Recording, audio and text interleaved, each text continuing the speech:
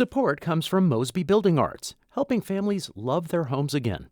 Inspiration at callmosby.com.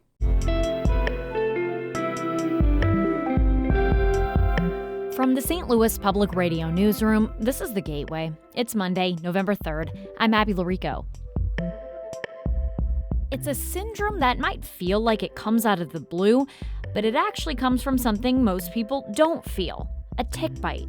They'll consume a meat product that they maybe have consumed their whole life, and then all of a sudden they have an allergic reaction. Why it's important to recognize the signs of alpha-gal syndrome in Missouri, coming up after this news on The Gateway.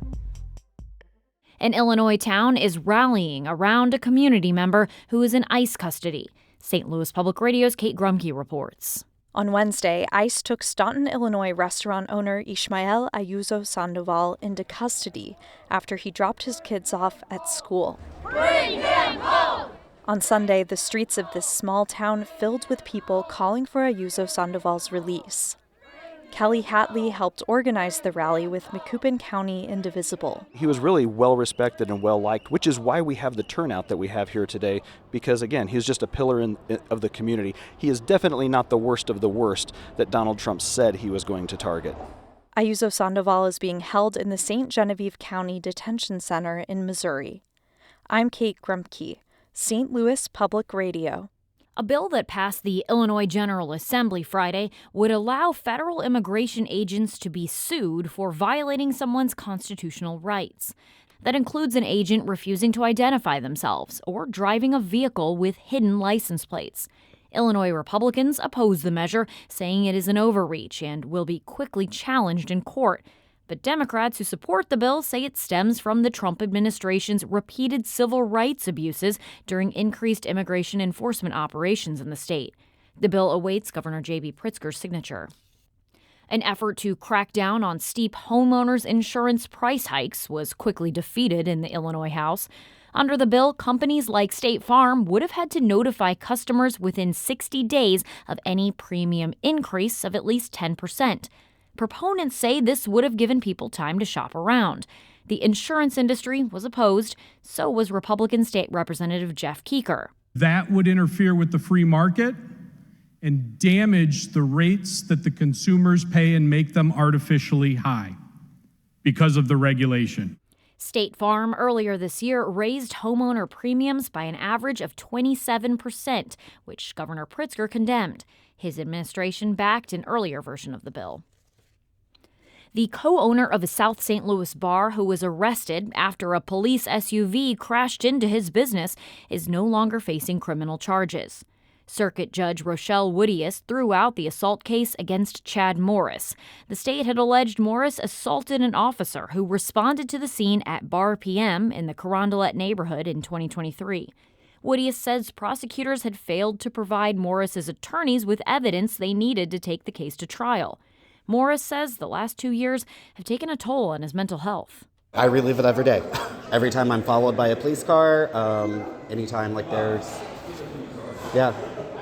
always triggering. A separate civil case against one of the officers in the SUV and one who responded is still ongoing. The St. Louis Board of Aldermen has passed new rules for people who want to drive golf carts on the city's streets. Lawmakers adopted the regulations Friday by a 10-5 vote. People can only use golf carts on streets where the speed limit is 25 miles per hour or less, with a few exceptions. Drivers must be 16 years old and have a valid Missouri driver's license.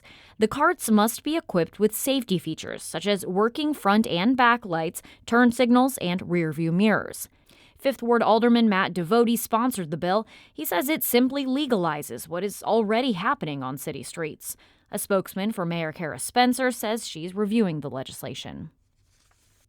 The Cortex District in the Central West End will retain its blighted determination after all, following another Board of Aldermen vote Friday. The board reconsidered a bill that failed by one vote the week prior. It extends a nearly 20-year blight determination on the district for another 5 years. The decision allows the Cortex West Redevelopment Corporation to use eminent domain while redeveloping the area. Aldermen voted 10-5 in favor of the bill. It now heads to Mayor Spencer's desk. Cote Brilliant Presbyterian Church is now demolished. It was one of several black churches in North St. Louis severely damaged by the May tornado. A rebuild would have cost the church millions. St. Louis Public Radio's Andrea Henderson spoke with one longtime member who says losing the church feels like losing a childhood home. Jackie Dupree's family was among the first few members to join Cope Brilliant nearly 70 years ago. They came to the church because it was within walking distance of their home on Northland Avenue. Dupree says Cope Brilliant was an integral part of her life. She won a church scholarship to attend Harris-Stowe State University.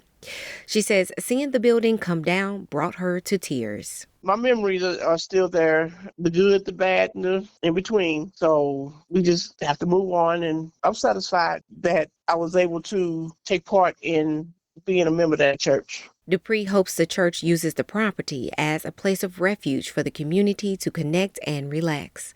I'm Andrea Henderson, St. Louis Public Radio.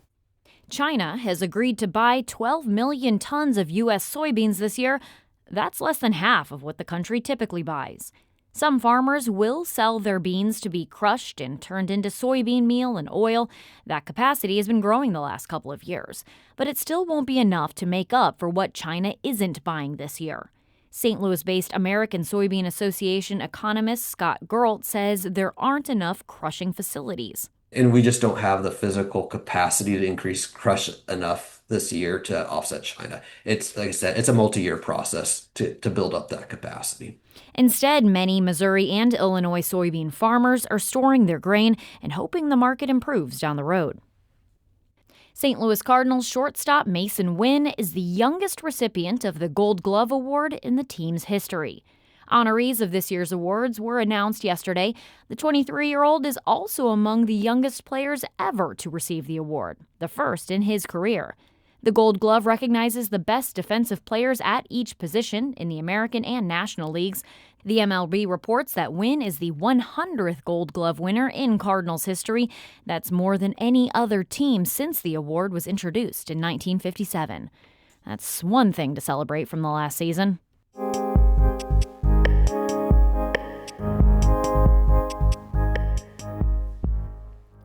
According to the Centers for Disease Control and Prevention, at least 450,000 people in the U.S. have alpha-gal syndrome. That's a tick-borne allergy to red meat. Still, many others have never even heard of the condition. As Rebecca Smith reports, it is believed to be prevalent in Missouri. Walking through the woods of Missouri, one could encounter bears, coyotes, or cougars. But one of the biggest risks to human health in the woods is actually one small arachnid, ticks. Unfortunately, we have lots of reasons in Missouri to be worried about tick bites. That's Dr. Molly Baker. She's an epidemiologist with the Missouri Department of Health and Human Services, who studies how disease, viruses, parasites, and other pathogens can be transmitted from animals to humans. She says there are many tick-borne illnesses to be aware of in Missouri, such as ehrlichiosis and Rocky Mountain spotted fever. But lately, attention and conversation has focused on a somewhat puzzling condition called alpha-gal syndrome. It is known commonly as the red meat allergy. Alpha-gal syndrome is an allergy that can be caused by the bite of a Lone Star tick. It makes humans allergic to a specific sugar called alpha-galactose, which is found in nearly all mammals except humans and other higher primates. So that includes beef, pork, venison, rabbit. Dr. Johanna Salzer is a veterinarian who leads the Centers for Disease Control and Prevention's team that focuses on alpha-gal. And so what happens is they'll consume a meat product that they maybe have consumed their whole life, and then all of a sudden they have an allergic reaction. Salzer says the condition is unique. It's an allergy one can catch, and the allergic reactions from ingestion are delayed. 2 to 10 hours can pass before someone has any reaction at all. And these reactions are also unpredictable. Some have gastrointestinal distress, others get full-body hives, some deal with cardiac symptoms, or even full anaphylactic reaction.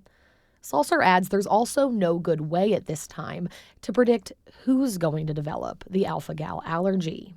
There are a fair number of people, especially in areas like Missouri and Arkansas, where people are bitten by Lone Star ticks more often, that will have antibodies, but they have no clinical symptoms. So they don't have alpha-gal syndrome. The condition is diagnosed with a combination of a blood test looking for specific antibodies and clinical symptoms. But Salzer says the blood tests for antibodies can't predict severity of a reaction. It's not consistent. Someone can have very high antibodies and have more milder reactions. And then you have other people with lower antibodies that are much more sensitive, even reacting to gelatin and some of the products that have a lower concentration of alpha-gal in them. The sugar alpha-galactose is not only found in mammalian meat. It can be found in a myriad of products that are derived from mammalian sources, such as dairy products, lard, tallow, gelatin, and more, which means some people have an allergic reaction only when they eat beef and pork, while others struggle with dairy products and fats, and anecdotally, others even struggle with airborne alpha-gal particles and fumes. Dr. Molly Baker says it's hard to know just how prevalent the condition is in Missouri because many doctors don't know to test for it. In 2022, the CDC did a survey of healthcare providers across the country, and 42% of them had never heard of alpha-gal. Baker and Salzer both believe awareness of the condition has grown since then, both among healthcare professionals and the general public. But the true prevalence is unknown because it's not currently nationally reportable.